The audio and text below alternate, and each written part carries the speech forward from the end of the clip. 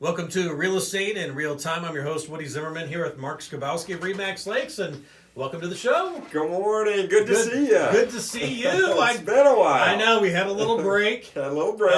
Yeah, we had Summer a little break. Yeah, well, I was wrapping up travel baseball, Yes. and had to take my daughter to college. That's a big step. Yeah, so she's down at Marion University in Indianapolis, and so it's my first one out the door, and so I do have to say, it was somewhat of an emotional day. Absolutely. I mean, you've done it a couple of times now. Came home and cried. When I stood in her bedroom and was like, oh my God, my little girl's gone. Yeah. Still get choked up to this day. Right. So I hear you. As soon as I told my wife it's time to go, the girls looked at each other, my wife and daughter looked at each other, and they just started crying. Now, yeah. I held it together pretty good. Yeah. My allergies, there must have been something allergies. Must have been something in the it's a new building. Maybe it was that new building smell. I don't know. But, yeah, so I did well until I came home and saw her empty room. Yeah. I mean, that really was what did me in. Yeah. The room that she grew up in, whatever.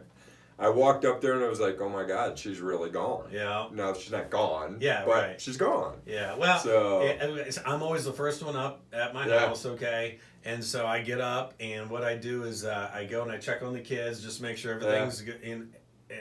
It's like I go by my daughter's room, and it's like... And it's empty. She's not there. Oh, no. Where is she? So, well, life goes on. Yeah. Then the second one will go. Yes. And then all of a sudden it's just you and the boss at home. Exactly. And then we need to downsize. That's right. We'll downsize. At some point. Yeah, at some point. I just need to have a big kitchen and a big dining room, but outside of that, I can... Other than that, you're good to go. I could have a smaller house.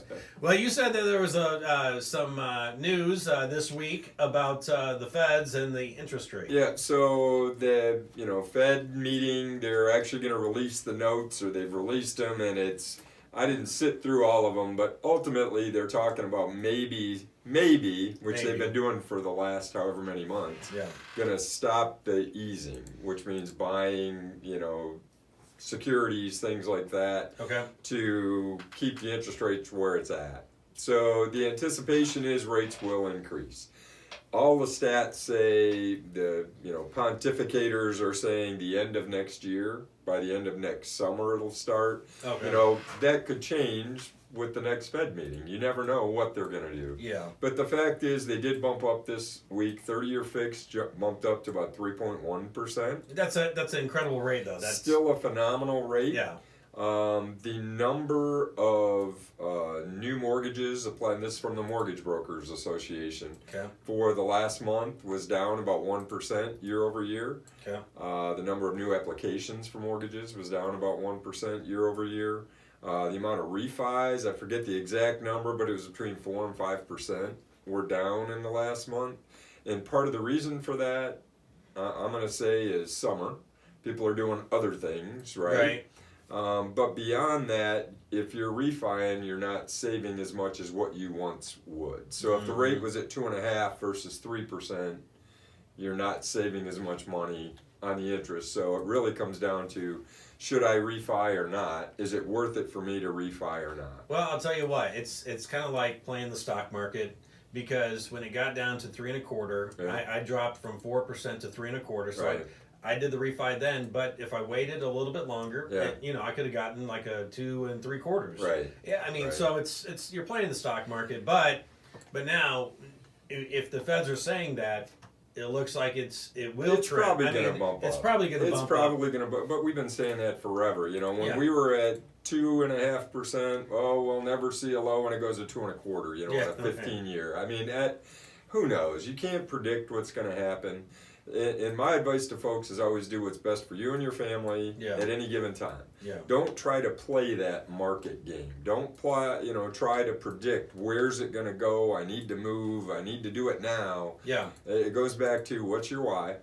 Yeah. Why are you out looking at houses? Why are you thinking of selling your house? What's your reason behind it? Well, and just to put this into perspective here, we talked about I'll be downsizing here in the next few years because I'll have my second one going off to college, and so that is the plan. And so what happened was I got in at 3.25, and when when it did drop below 3%, I called my mortgage originator and said, "Hey, should I refi again?" Right. She said, "Well, how long are you going to be in the house?" "Well, probably, I don't know, maybe 4 more years." And she's like, "Okay, it's going to cost you like X to refi, Right. you know, and the money that you will save is not more than X. So pretty much Doesn't make sense. Stay where you're at. Just hold." Yeah. And my wife and I went through that same thing. I mean, we're locked in at a 3.5% rate. When it was 3%, might have made sense. Mm-hmm. We're not going anywhere. But instead, we decided to just pay more on principal versus the cost of throwing it into, you know, a refi. Everybody's got a different situation. Everybody's got a different perspective. You can crunch the numbers, make sure it works for you. And I applaud your mortgage broker for not immediately saying, "Oh, you should refi." Yeah. Right? I mean, they did what was right for you, which is what we're supposed to do. Right. In this business. We're supposed to help you make a good decision, provide you the information so you can make a good decision. Right, because she would have gotten paid on She'd have got paid. You know, but she'd have got paid on doing a refi. Right. So, you know, I'd stick with that mortgage broker because she didn't try to hose you. Yeah, exactly. When all of the indicators would be, oh, this is a perfect opportunity for me to get paid again to refi this person. Yeah, so, exactly. Yeah. All right, hey, coming up here, I know you want to talk about getting pre-approved. Yeah, absolutely. In this market, you got to get pre-approved. So we're going to talk about the reasons why. We'll do that here next. You're listening to Real Estate in Real Time. Welcome back. You're listening to Real Estate in Real Time. I'm your host, Woody Zimmerman, here with Mark Skabowski of RE/MAX Lakes. And I know one thing that you wanted to talk about here today is getting pre-approved. Yeah, it's the first step, and you know we've talked over and over, broken record. Oh yeah, you know, constantly you need to get that pre-approval. But yet, when people talk about buying a property, buying a house, they're having the discussion. Oh, let's go look at that before they've jumped the gun. They've got the cart before the horse. Yeah.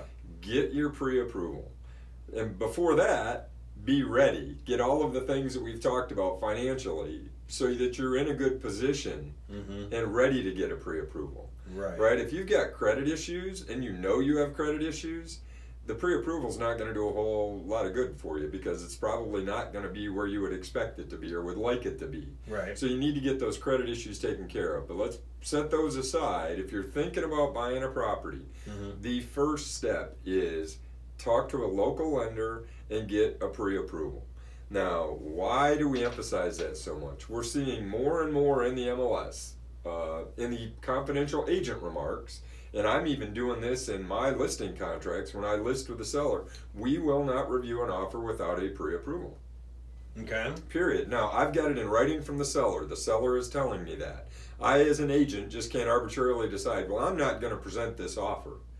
Right? I can't. Right. No. My responsibility is to the seller. The seller has given me the direction. Do not present any offers without a pre-approval. It's written in our listing contract. Okay. So if I were to present an offer without, I'm going against what my seller has asked. Right? Now, doesn't mean I wouldn't have the discussion. Hey, we got an offer. Do you want to see it? Nope. I'm good. I don't want to see any offers until we've got a pre-approval. Bottom line, buyers, put yourself in a good position to win. If you really are interested in this property, don't go in without a pre-approval. You know, I've had numerous agents. Oh, I know they're good for it. I've sold these people lots of properties. They've never had a problem. Well, what if? Right? And I may know you as an agent. We might have done plenty of deals, and I may trust you, but it's not me trusting you.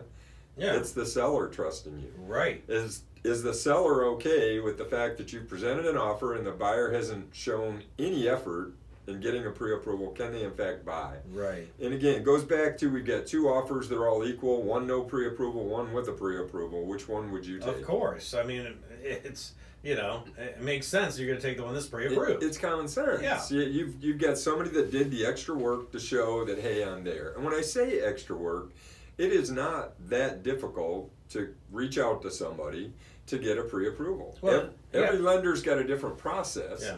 But basically, are you good for what you say you're going to buy?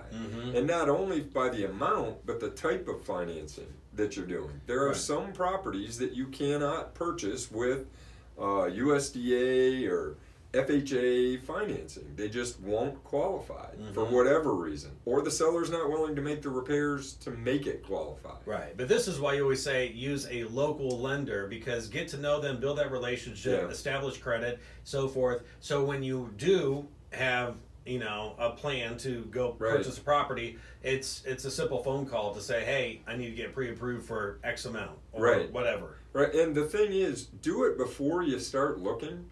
Not when your perfect or what you consider to be your perfect house comes on a Friday night when it hits the market at 5 p.m. on Friday. Yeah. And you want to see it Saturday morning, and you know there's going to be a lot of interest on that property, and your lender works Monday through Friday and wouldn't get back to you with a pre-approval. So get one, have it in your hip pocket. They're good for 60 days, 90 days. Again, every lender does it a little bit different. But there's nothing wrong with having that pre-approval. If you're considering you're in the market, tell your lender that.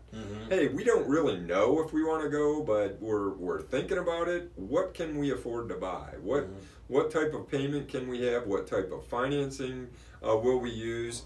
What do you need from me so that we can make sure if we do find that perfect house that pops on a Friday afternoon at 5 o'clock and all offers are due by 2 o'clock on Saturday, that you can get in the game if that's the property that you're interested in. What about a first-time home buyer, though? Well, a first-time home buyer, it wouldn't hurt to talk to a lender to say, hey, help me get there. Because intuitively you would think, hey, paying a credit card's is going to help your credit. Not necessarily. No, I found that out. I paid off a house, and then my lender said, you need more credit. You need better credit. And I'm like, so develop that relationship with the lender up front. So that when you're in that, they can guide you down the path so that when the time is right, you're ready to go. That's an important piece. Yeah. Is the process for a first-time home buyer going to be more extensive? No, it'll be the same. I mean, they're looking at the same thing. What's your income? What's your debts? Have you got outstanding student loans? Have you got outstanding medical? Have you paid your rent on time? Do you have letters from your landlord that show you've paid your rent on time? Those kind of things. And the lenders will guide you through all those things. But the fact is, if you pay your stuff on time, if you don't get a whole lot of debt. You don't go buy a boat, a jet ski, a 4-wheeler, and 3 new cars. In that time. In a short period of time, you'll talk with a lender and they'll get you pre-approved. Yeah. So I did pay off my first house, and then my lender told me, well, you should probably take out a loan just to establish more credit. And I'm like, really? But I didn't even think about that. It's counterintuitive. Get more credit to have better credit. Yeah, right. It doesn't make sense. Or if you pay something off, now your credit score goes down. Yeah. And if you're bumping at that low end, which is 620, I mean, for most financing, you need above a 620 credit score.